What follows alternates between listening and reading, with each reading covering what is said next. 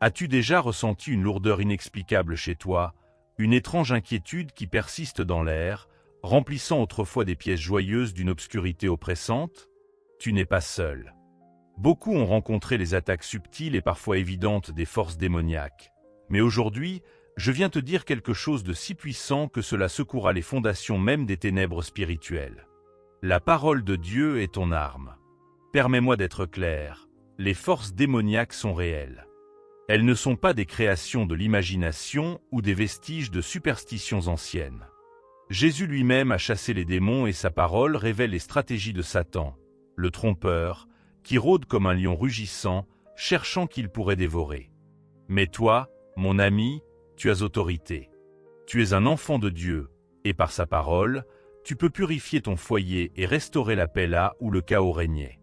Alors prends ta Bible, prépare ton cœur et explorons ensemble les 3 versets puissants qui expulseront les démons de ton domicile. Ces versets sont ton arsenal spirituel, ton cri de guerre et ta défense divine. Psaume 91. Celui qui demeure dans le secret du Très-Haut repose à l'ombre du Tout-Puissant. Ce verset est plus qu'une simple promesse, c'est une invitation divine à entrer dans la présence infaillible de Dieu.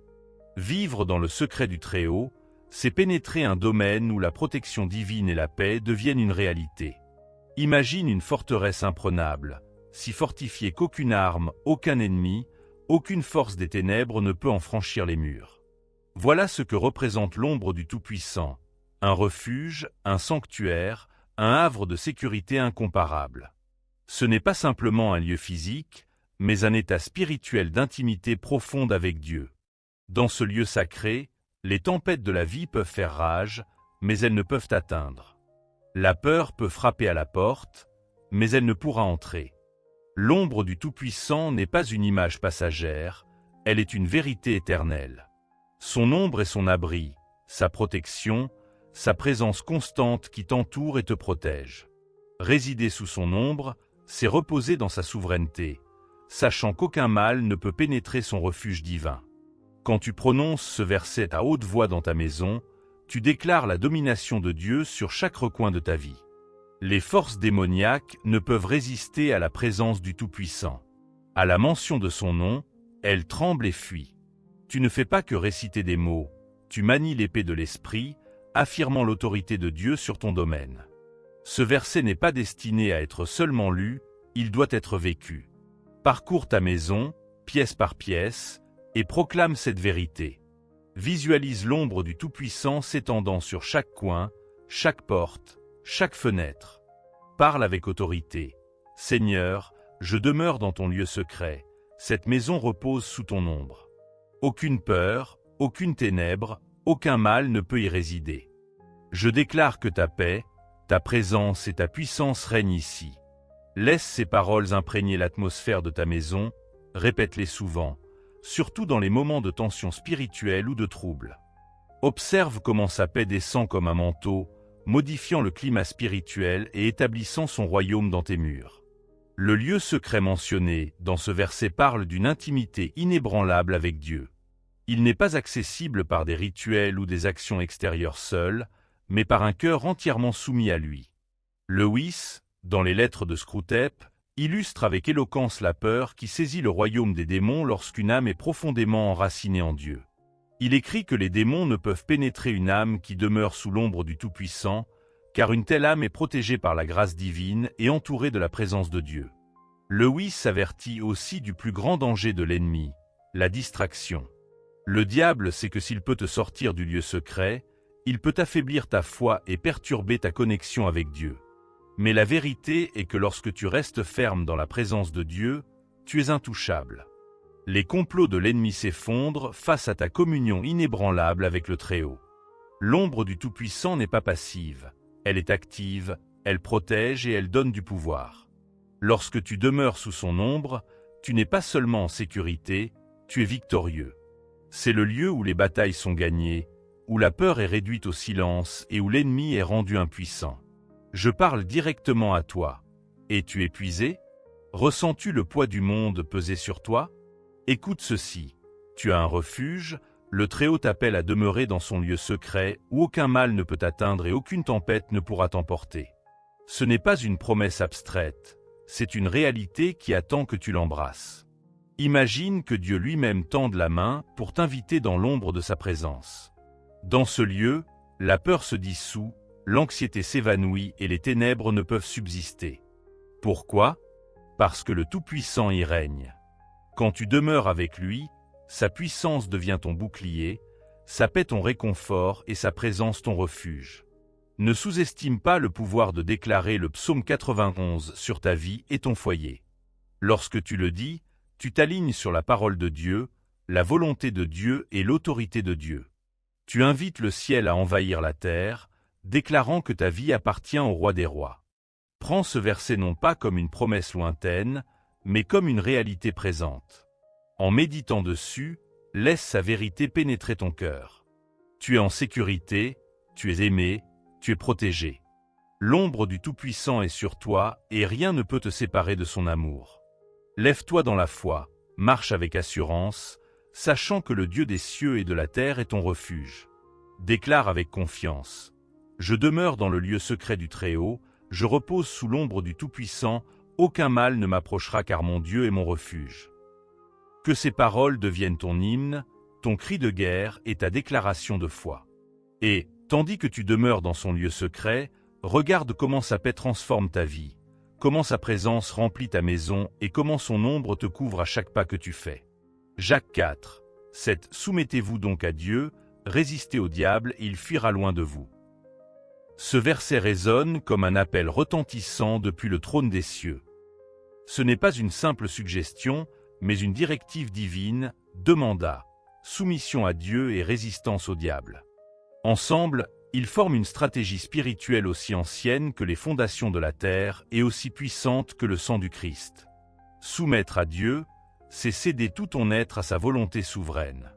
Ce n'est pas un acte passif, mais une soumission intentionnelle de chaque pensée, chaque décision et chaque domaine de ta vie à l'autorité du Tout-Puissant. Soumettre, c'est déclarer « non pas ma volonté, mais la tienne soit faite ». Dans la soumission, tu t'alignes avec le royaume inébranlable de Dieu, plaçant ta vie sous sa protection et son pouvoir divin. Résister au diable, c'est le cri de guerre des fidèles. Ce n'est pas un combat mené avec des armes terrestres, mais avec une autorité spirituelle enracinée en Christ. Résister au diable, c'est tenir fermement, revêtu de toute l'armure de Dieu, c'est rejeter chaque mensonge, tentation et accusation contre toi. Lorsque tu résistes, tu invoques la promesse de Jacques 4. « 7. Le diable fuira, pas en s'éloignant lentement, mais en fuyant dans la terreur. » Laisse-moi te rappeler une vérité puissante. Un croyant pleinement soumis à Dieu est une terreur pour les forces des ténèbres. Pourquoi? Parce que la soumission t'accorde l'accès à une autorité divine. Lorsque tu résistes au diable au nom de Jésus-Christ, tu ne parles pas en tant qu'humain ordinaire, mais en tant qu'ambassadeur du ciel. Commence ton acte de soumission là où tu es, chez toi.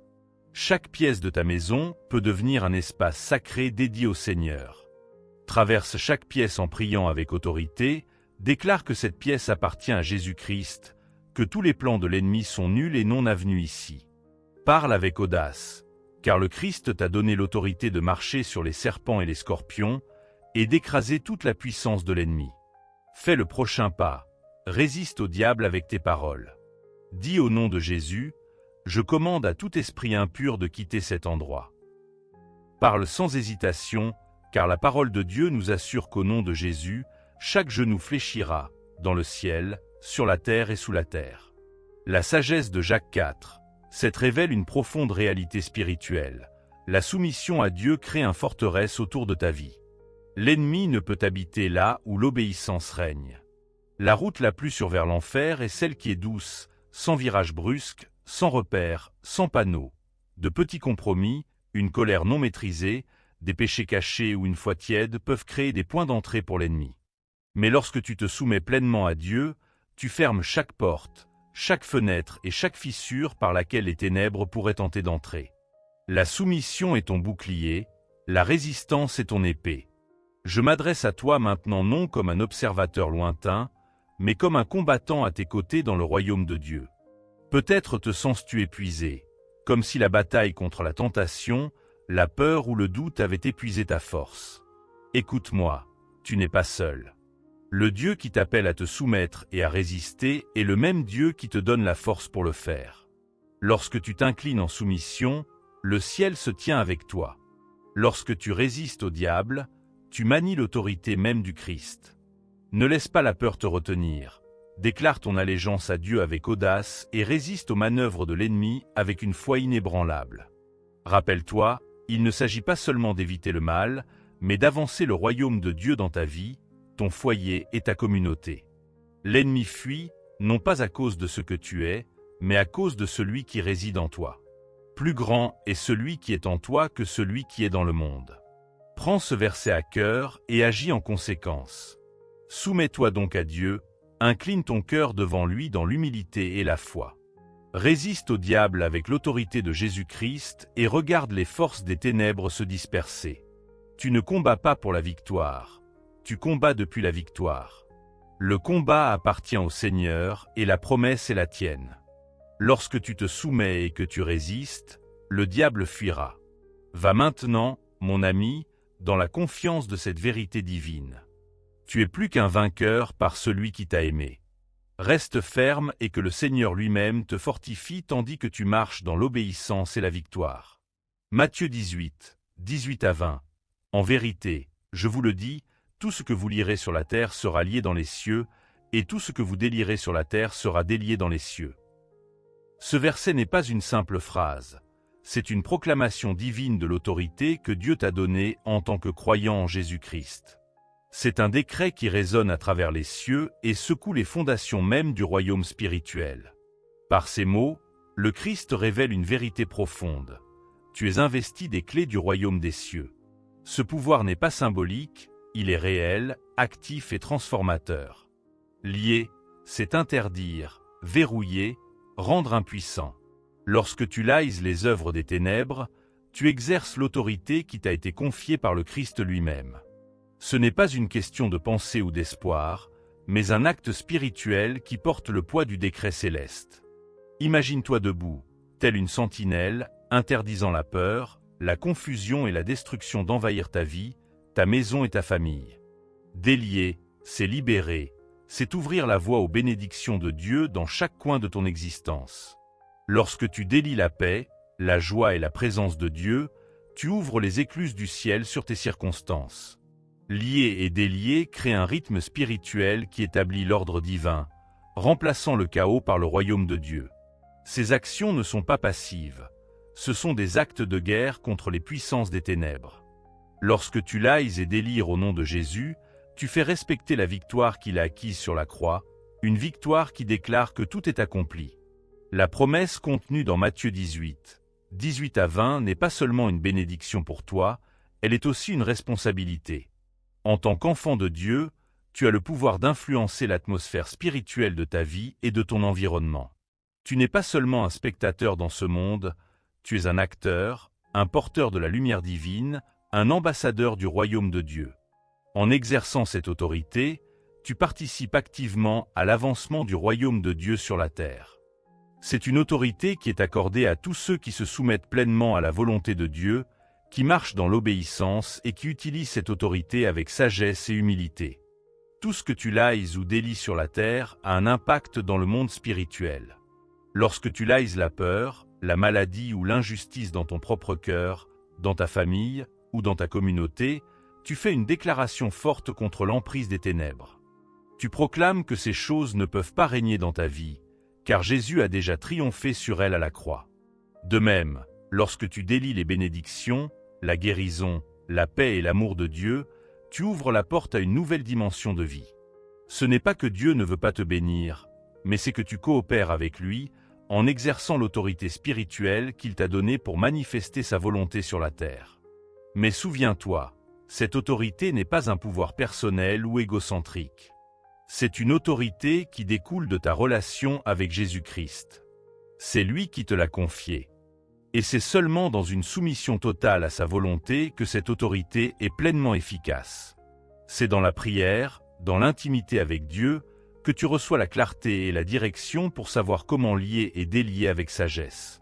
Lorsque tu es conduit par l'Esprit Saint, Tu sais quand et comment exercer cette autorité pour la gloire de Dieu et pour la propagation de son royaume. Et tu n'es pas seul dans ce combat spirituel. Jésus a promis dans le verset suivant, Matthieu 18, 20, « Car là où 2 ou 3 sont assemblés en mon nom, je suis au milieu d'eux. » Lorsque tu te réunis avec d'autres croyants dans la prière, dans l'unité, dans l'obéissance à Dieu, il est présent au milieu de vous. Il te fortifie, il te soutient et il répond à tes prières. En tant que corps de Christ, nous sommes plus forts ensemble, unis dans la prière, dans la foi et dans l'action. Chaque croyant a une autorité, mais c'est ensemble, dans l'unité, que nous voyons la puissance de Dieu se manifester de manière la plus percutante. Je t'encourage donc à prendre possession de cette autorité que Jésus t'a donnée. Ne la sous-estime pas. Utilise-la pour l'édification de ton propre esprit, pour la protection de ta famille, et pour répandre l'amour et la lumière de Dieu dans ce monde. Les ténèbres ne peuvent pas résister à la lumière, et là où tu marches, la lumière de Christ brille à travers toi. Que ta foi soit renouvelée et que tu vois la manifestation de la victoire de Dieu dans tous les domaines de ta vie. Tu es appelé à être un agent de changement spirituel. Chaque jour est une occasion de lier et de délier dans l'autorité de Jésus-Christ, proclamant que son royaume vienne et que sa volonté soit faite sur la terre comme au ciel. Prends courage, car celui qui est en toi est plus grand que celui qui est dans le monde.